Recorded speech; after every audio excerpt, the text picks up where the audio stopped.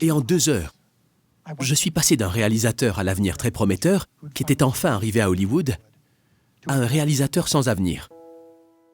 Quelle est la leçon inoubliable ou le plus grand impact qui est ressorti de votre voyage que vous avez vécu jusqu'à présent? Oui, j'ai dit que je suis revenu à Chicago pour travailler dans cette grande église et faire des films. Et quand je suis arrivé là-bas, je n'ai pas fait de film. Il n'était pas encore prêt. Et j'ai ramené toute ma famille à Chicago. Les premières années, on m'a demandé d'aider l'équipe de production et l'équipe vidéo. Et je n'avais jamais fait de vidéo auparavant. Je suis finalement venu voir les dirigeants de l'église et j'ai dit « Écoutez, nous devons faire quelque chose. Je ne peux plus attendre pour faire quelque chose. Et si on faisait un court-métrage, même juste pour le réveillon de Noël, juste pour garder mon inspiration de cinéaste ?» Nous avons donc rapidement monté ce projet. J'ai réalisé un court-métrage intitulé « La balade ». Et nous avons fini par le faire pour un réveillon de Noël. Cependant, j'ai fait ce court-métrage et il ne s'est toujours rien passé. Jusqu'à ce qu'environ 1 an plus tard, ce court-métrage tombe dans les mains d'un des plus grands producteurs d'Hollywood. Et il l'a vu. Longue histoire que je ne vais pas détailler, mais il l'a vu et a dit « Je veux travailler avec lui. Et je veux travailler avec votre église. » Et donc, nous avons commencé à parler, et c'était cette société qui était connue principalement pour les films d'horreur. Je veux dire qu'ils ont fait des films comme Get Out, Insidious, Sinistre et plein d'autres. Et ils voulaient tremper leurs orteils dans les eaux de la foi. Oui. Ils avaient aussi un partenaire qui était également intéressé par la réalisation de films à caractère religieux. C'était la WWE. Et donc, je leur ai dit que je travaillais dans cette église. Et je leur ai donné le script qu'on développait, La résurrection de Gavin Stone. Ils ont adoré le script. Une société de films d'horreur, une société de lutte et une église d'Elgin se sont réunis pour faire un film. Ils ont mis tout l'argent et nous avons pu gérer tout le contenu. Et Dieu était si clairement présent. C'était extraordinaire. On l'a tourné dans notre église. Le message de l'Évangile était clair. C'est drôle, c'est dramatique. C'est une super histoire et c'est fait par des partenaires formidables. Puis Universal Studios s'est impliqué et Walden Media s'est impliqué. Et le plan était de faire plusieurs films au cours des 10 prochaines années. Des films basés sur la foi dont nous maîtriserions le contenu. Parce que bien sûr, je ne voulais pas donner le contrôle du contenu à des entreprises qui n'aimaient pas le Seigneur. Et donc ils étaient comme « Non, non, vous maîtrisez le contenu, tout va bien, nous allons le financer. » Je veux dire qu'absolument tout ça était incroyable. Ensuite, le week-end d'ouverture est arrivé pour la résurrection de Gavin Stone. Le vendredi matin, les statistiques sont arrivées. Et c'était une bombe. En 2 heures, je suis passé du statut de réalisateur à l'avenir prometteur, qui avait enfin réussi à Hollywood, à un réalisateur sans avenir. Parce qu'ils n'avaient aucune raison de continuer. Ils sont retournés à ce qu'ils faisaient de mieux, les films d'horreur, le catch et tout le reste. Je me suis donc retrouvé avec ma femme à la maison, au plus bas. Pas aussi bas que les Detroit Lions, mais à un niveau assez bas.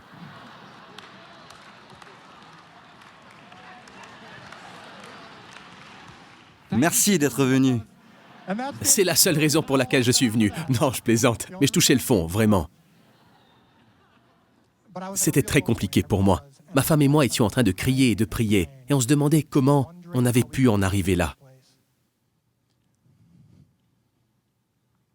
Et je me souviens avoir été si confus et blessé, parce qu'on me disait en gros « merci, mais non merci ». Et ma femme, que Dieu la bénisse, qui je pense est encore plus à l'écoute que moi bien souvent, Dieu a insisté puissamment dans son cœur. Et ce sur 2 choses. L'une était le miracle, où Jésus nourrit les 5000 personnes. Et l'autre était « je fais des calculs impossibles ». Encore une fois, nous ne sommes pas baptistes, nous n'entendons pas la voix de Dieu de manière audible. Mais c'était comme si c'était puissant jusqu'au point d'être audible. Nous ne savions pas ce que cela signifiait, alors nous avons examiné ce qu'était le miracle des 5000 nourris. Et nous savions juste que c'était ce que Dieu pressait sur notre cœur. Nous avons entendu cette histoire des centaines de fois. Mais ce qui était si puissant cette fois, c'est que nous avions remarqué quelque chose qu'on ignorait. C'était que Dieu était en fait responsable, non seulement du miracle, mais aussi du besoin du miracle. Jésus savait qu'ils étaient épuisés, fatigués. Les disciples sont venus à lui pour lui dire « Nous devons fournir à ces gens la nourriture dont ils ont besoin pour rentrer chez eux. » Jésus a dit « Ils ont tellement faim qu'ils vont s'évanouir en route. » Il le savait. En fait, c'était sa faute. C'est lui qui avait parlé si longtemps, qui leur avait donné si faim qu'ils étaient arrivés à un point où la seule chose qui restait était un miracle. Mais encore, il aurait pu simplement produire la nourriture par un miracle et la leur donner. Il aurait pu agiter ses mains, comme je viens de le faire, et vous tous dans cette pièce, comme à l'époque, auraient pu avoir de la nourriture. Mais il leur a fait chercher 5 pains et 2 poissons. 2 pains et 5 poissons, c'est lequel des deux? On pourrait croire que je le sais parce que c'est si puissant, ça l'est. C'est ça, 5 pains et 2 poissons. Alors excusez-moi. Il est baptiste, il a beaucoup de choses qu'il ne sait pas, je veux dire. Touché. Donc, 5 pains et 2 poissons. Et quand il a multiplié, il les a fait partir et distribuer. Il les a fait faire des choses pour lesquelles il n'avait pas besoin d'eux. Maintenant, combiné avec la phrase « je fais des maths impossibles », nous pensions peut-être que pendant le week-end prochain, les chiffres allaient s'améliorer comme par magie. Et ce miracle allait arriver, la gloire de Dieu allait se manifester à ces agnostiques et athées à Hollywood, et qu'ils allaient voir que c'était un miracle. Mais ce n'est pas ce qui s'est passé, ça a empiré. Mais ce soir-là, à 4 heures du matin, j'étais sur mon ordinateur. Et j'écrivais un mémo de 10 pages sur tout ce qui a mal tourné. J'analysais ce que j'avais mal fait. J'analysais ce qu'ils avaient fait de mal. Je détaillais tout ce que nous aurions dû faire différemment. Et un message est apparu sur ma page Facebook à 4 heures du matin. Je n'ai pas dit bonjour. C'était même un de mes amis que je connaissais très bien. Je ne l'avais jamais rencontré, on était juste amis sur Facebook. On se parlait peut-être une fois par an. Et il a dit « Rappelle-toi que ton travail n'est pas de nourrir les 5000. C'est seulement de fournir les pains et les poissons. » Et je m'en souviens. Désolé, je suis ému à ce sujet, mais je me souviens avoir d'abord pensé, est-ce que mon ordinateur a enregistré ce dont je parlais ce jour-là? Parce que c'est tellement bizarre. Le gars me connaît à peine et je lui ai répondu et dit « Qu'est-ce que tu fais réveiller à cette heure ?» Et il a dit « Moi, je suis en Roumanie, je suis sur un fuseau horaire différent. » J'ai dit « Pourquoi m'as-tu envoyé ce message ?» Il a dit « Je ne sais pas, Dieu m'a dit de te le dire. » Et je peux décrire ma vie avant et après ce moment-là. Parce que je savais à ce moment, comme quelqu'un qui était en contrôle de beaucoup de choses et qui avait une vision, une bonne vision pour beaucoup de choses, les résultats n'en tenaient pas qu'à moi. Mon travail était d'obtenir ces 5 pains et 2 poissons et de les rendre aussi bons et en bonne santé qu'ils puissent l'être. Et tout le reste dépendait de lui. Et donc à ce moment-là, j'étais vraiment, pour la première fois de ma vie, ça ne me posait pas de problème de ne jamais faire un autre film. Ça m'allait très bien si Dieu n'avait pas pour moi ce que je pensais vouloir. J'étais heureux, c'est la différence entre la joie et le bonheur. Le bonheur est temporaire, la joie arrive indépendamment des circonstances. Et j'ai vraiment eu cette joie que tu ne peux pas comprendre si tu ne la ressens pas. Et j'ai pensé, je suis prêt à ne pas faire un autre film. Et bien sûr, ce n'est pas forcément ce que je veux, mais je suis prêt à ne pas le faire. Et c'est pourquoi, quelques mois plus tard, je me suis donné dans un autre court-métrage pour le réveillon de Noël de mon église. C'était à propos de la naissance du Christ et de la perspective des bergers. Et c'est ce dans quoi je me suis donné à fond. Et encore, c'était juste un petit pain et du poisson pour mon église. Et pendant que je le faisais, j'ai eu cette idée pour un spectacle. Je me suis dit, un spectacle sur la vie du Christ pourrait être intéressant. Et on va en parler dans une minute. Mais quand j'ai fait ce court-métrage, je l'ai terminé et donné à l'église. Et c'était, je pense, vers la fin de l'été. On vit dans l'Illinois, et vous savez qu'en décembre et en novembre, on ne peut pas tourner grand-chose. On a tourné ce court-métrage derrière sa grange. Donc, c'était en août ou en septembre.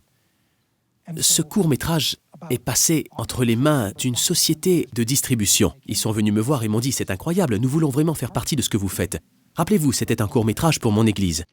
Et je leur ai dit mon idée pour un spectacle. Et ils ont dit « Oh, on adorerait ça. On veut tous être dans le coup. On mise tout dans cette série. » Et j'étais vraiment emballé. Et ensuite, ils ont dit « Nous voulons soulever des fonds à travers un financement collectif. » Et là, j'ai vraiment déprimé parce qu'un financement collectif fonctionne rarement. C'est habituellement pour de très petits projets. Et le record de tous les temps d'un financement collectif était de 5,7 millions pour un projet qui était célèbre. Je veux dire, le top 5 des projets qui ont le mieux marché à travers du financement collectif, c'était des projets médiatiques, d'émissions ou de films célèbres qui avaient beaucoup de fans comme base. Et moi, je sortais d'un énorme échec.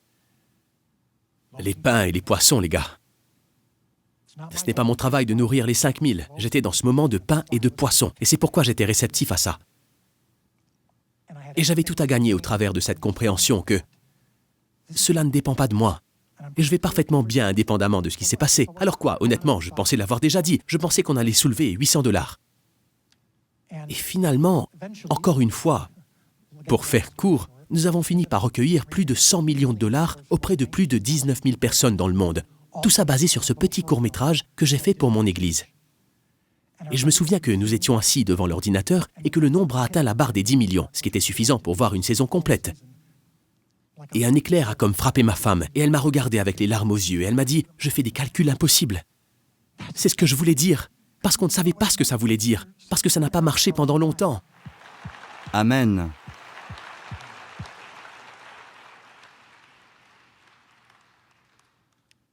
Et maintenant, je peux vous dire toute la vérité, que si ça n'avait pas marché, j'aurais cette même joie, parce que je suis dans un état où ce qui arrive n'a pas d'importance. Et maintenant, je pourrais revenir ici l'année prochaine et dire, en fait, la première saison de The Chosen, que nous avons fini par faire, était un énorme échec. Et je suis désolé, mais il semblerait que je devais apprendre une autre leçon. Mais ce n'est pas le cas. Je ne me soucie vraiment pas de quel est mon rôle, autre que pour m'assurer. Bien sûr, je me soucie de mon rôle, mais ce que j'essaie de dire, c'est, à part le fait de devoir fournir le pain et le poisson, je me moque de mon rôle, parce que tout le reste dépend de lui. Et cette leçon, que vous utilisez, un grand terme inoubliable, ce moment inoubliable, c'est la raison pour laquelle je suis avec vous aujourd'hui.